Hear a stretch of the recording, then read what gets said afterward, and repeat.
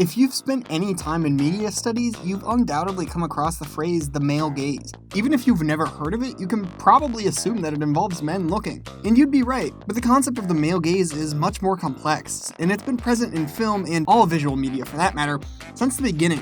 So let's break down the male gaze and try to see exactly what it is that we're looking at. British feminist film theorist Laura Mulvey coined the term in her 1973 essay Visual Pleasure in Narrative Cinema, which has since become one of the most assigned readings in film classes. During a time in which the film industry was monopolized by male directors, writers, and cinematographers, Mulvey noticed the ways in which women were often over-sexualized and objectified on the screen. She states, "In a world ordered by sexual imbalance, pleasure in looking has been split between active male and passive female. The determining male gaze projects its fantasies onto the female figure, which is styled accordingly. In their traditional exhibitionist role, women are simultaneously looked at and displayed, with their appearance coded for strong visual and erotic impact so that they can be said to connote to-be-looked-atness. According to Mulvey, the purpose of women on the screen is to be looked at by men. Men are acting in a sense of scopophilia, deriving an erotic pleasure from seeing the presence of women." And when you look at the films around when Mulvey was writing, it's pretty difficult to disagree. Women exist as spectacle, their bodies are nothing more than an object. But how exactly does this work? Mulvey says that the male gaze looks in three different yet interconnected ways. The first is the way in which the camera looks. These lengthy, slow pans across the woman's body exhibit this idea. The second look in the cinema is the audience watching the screen. The male gaze operates from the erotic pleasure of the spectator. And the third look is the way in which characters in the film look at each other. These looks mimic the act of looking done by the audience in an act of shared scopophilic pleasure. Despite such a heightened awareness of how the male gaze works since Mulvey's essay was published, it is still incredibly apparent in modern film. There's been significant work in providing strong representation of women in film, especially in recent years, but unfortunately the male gaze still lingers. But hey, you may be asking, if the male gaze is all about how men look at film, how do women look? Is there a female gaze? The short answer to that question is yes, but it's not just the gaze turned on male bodies.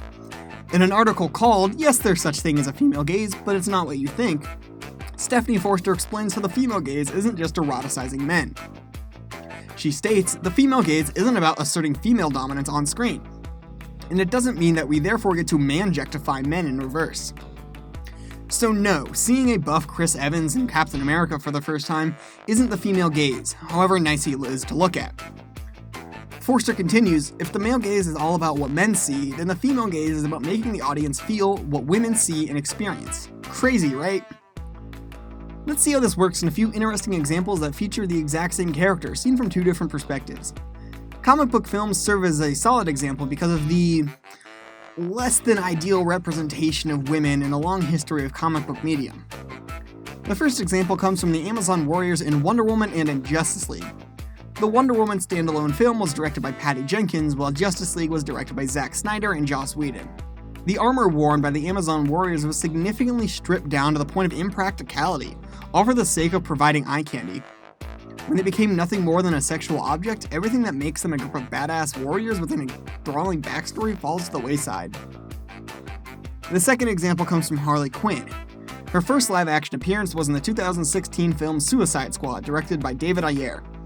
Its portrayal of the character was,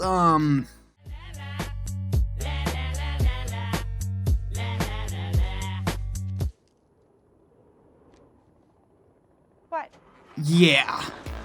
Harley Quinn later had a chance to lead a film of her own in 2020's Birds of Prey, The Fantabulous Emancipation of One Harley Quinn, which is directed by Kathy Yan and written by Christina Hodson. I would argue that this film utilizes the female gaze. It's all about a group of badass women who team up in order to kill the man who has wronged them all in one way or another. The movie doesn't focus on Harley Quinn as just a side piece for the Joker. In fact, it focuses on her emotions. It shows her making a new life for herself. She's a character with real goals and personality, rather than just an object for erotic pleasure. Although there's been progress, the film world isn't yet free from the male gaze, and beyond that, there's still a lot of implications that have yet to really been talked about. While I by no means want to discredit the work that Mulvey did, her essay is definitely a product of the time. Overall, the idea of the male gaze is heterocentric in its enforcing of the gender binary. There hasn't yet been much discussion about queer means of looking. Furthermore, the theory doesn't account for intersectionality, especially the ways in which race relates to looking. Black and brown bodies are objectified in ways that are distinct from white bodies. These are all just a few things to consider as we push forward in cinema. Representation of the body matters in film. In a medium all about looking, it's important to consider just how people are seen.